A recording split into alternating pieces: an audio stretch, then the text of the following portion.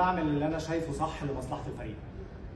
انا اتكلمت مع زيزو النهارده على دوره في الفريق، وانا شايفه النهارده كان مؤثر جدا، عمل ماتش كويس جدا، وانا دوري ان انا اطلع افضل ما في اللعيبه واستخرج افضل ما في قدراتهم لمصلحه الفريق.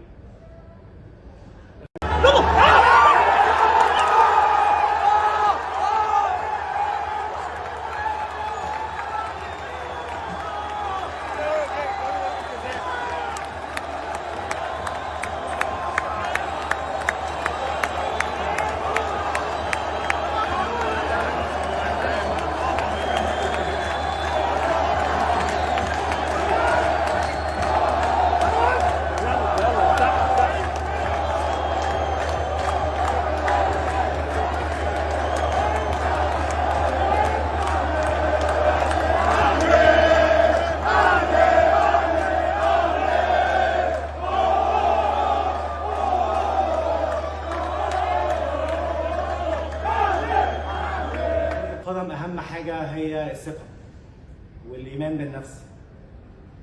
عندي احساس ان بعض اللعيبه فاقدين الثقه دي. انا دوري ان انا ارجع لهم الثقه دي، لكن هما واضح لكل الناس ان هما بيعملوا فرص وبيوصلوا كتير جدا.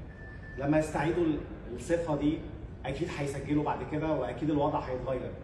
انتوا ممكن تشوفوا ان ده ليه علاقه بجوده اللاعبين او انه سوء حظ، لكن الفتره اللي جايه انا هشتغل على ده وارجع لهم الثقه، وهتشوفوا نتيجه ده ان الوضع هيتغير، وان شاء الله هنحرز اهداف.